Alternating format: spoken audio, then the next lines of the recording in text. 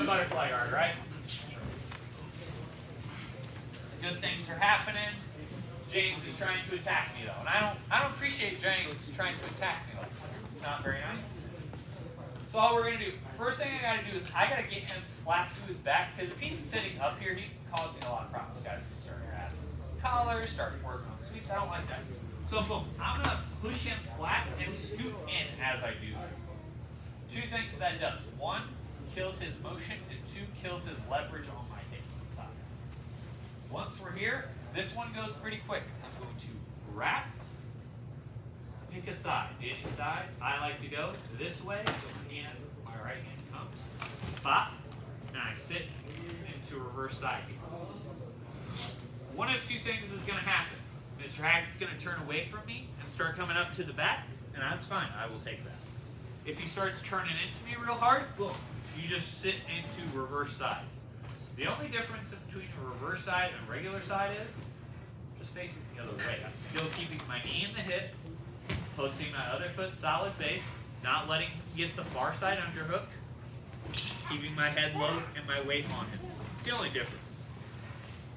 Couple options once you get to reverse side. The very obvious high step over is always here in reverse side. If you don't like that or you want to be in side control, switch, just come back to traditional side. So we're here with Mr. Hackett. I don't like what's happening, so boom, I flatten him out, scoot in. Scoot the legs, post into that reverse side, start scooting myself back.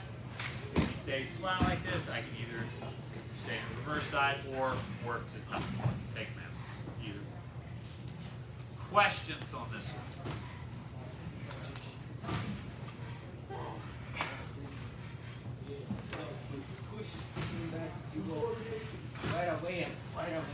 Yeah, I'm going right into this.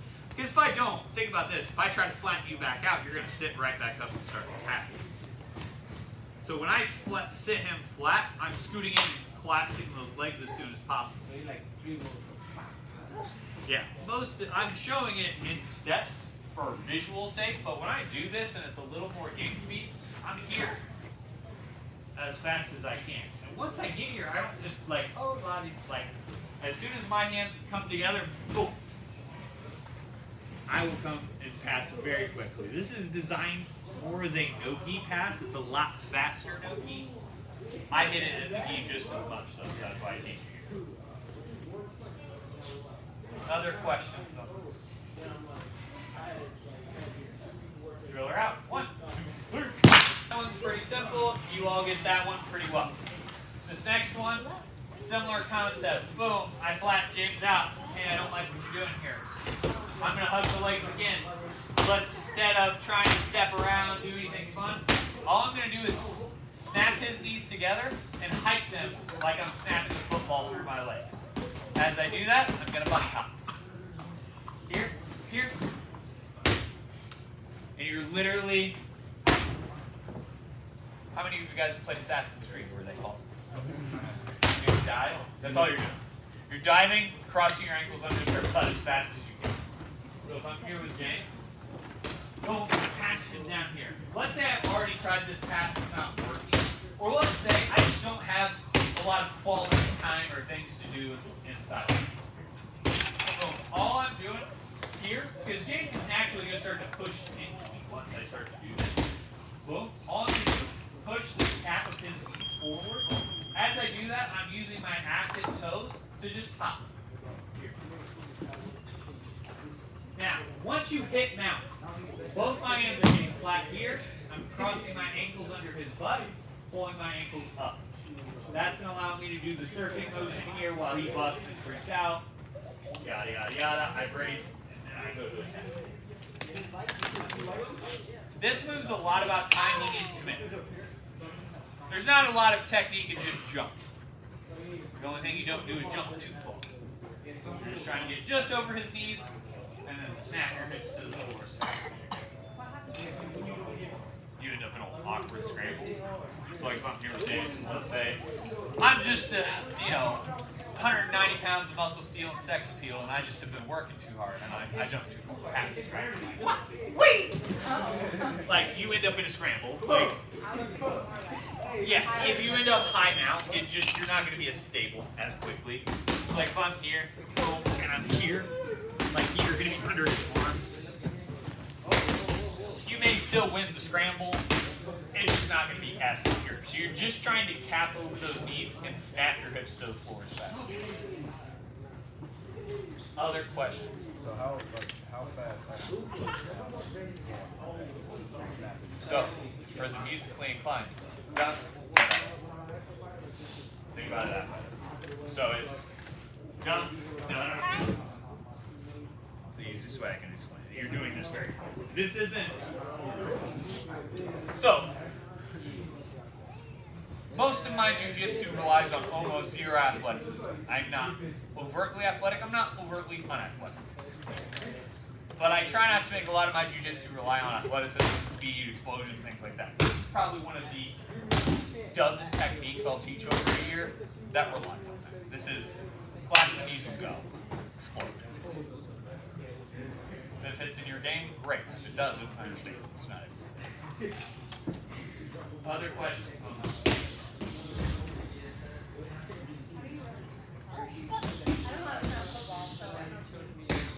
Literally, like I'm just trying to push his knees through the middle of my legs. You ever seen a football center where they're like cut up, right? Same thing. Snapping his knees. Other questions on this? 1, 2, 3. Alright, so I'm here with Mr. Hackett. Good things are happening. Boom, I lock him down. I go to collapse his knees, and it's just not working. James doesn't suck at jiu-jitsu, unfortunately, that's how he got blue belt, right? Or maybe he's just big and strong. He doesn't lift a lot, right? He's a criminal strong boy, right? Great. So if I'm here, all I'm going to do instead of trying to collapse his knees in, I'm going to weave one hand in, post one knee to the side, and get his hips turned one direction or the other. Whatever hand is on top in your weave, that's the direction you want to turn it. Opposite. So if I want this hand to be my weave hand, I'm collapsing it this way. I like to grab the top little bit of pants. If you're no gi, you just tap on the top of that. My weight, I want just right above his knee. So I'm here, I post my weight out. 2 options. You can walk around the front side or the back side. I will always start front side, post my head. As soon as that knee hits the pin, I release the hand. Mr. Hackett starts to block me and not want me to do stuff. I can't come this way. That's great. I just walk the other way. Knee in. Here. I let go. Take it back. Same weave pass, same back steps, or backside pass that we worked half guard. Those of you who've been here long enough, from everywhere else. I like this weave pass. It works a lot of the times. It stops a lot of leg locking. So if you got a guy who's real heavy leg locking, this stops it. That's actually why this pass series is done leg locking. Really hard to get onto my hips and get to my feet if they're way back here. Questions on this? So we're here. I pop it down. I'm like, hey man, I'm trying to collapse this shit. It's not letting it happen. Stop. Get here, get my weight on top of that leg. Walk around. Push in. If I'm here and James starts countering, I don't appreciate that. Step around. Both sides are open. Just make them make the choice. Talk about it all the time. Choose your own adventure. Every side I get, just take one. Questions on this? Yeah, after I collapse him here, that's when I'm going to pop up to my feet and on that sprawl and drop all that weight into my shoulder. Because that's what controls the leg. The weave just gets him into position for my shoulder control. Then I'm using that hand to manipulate his hips. Other other questions?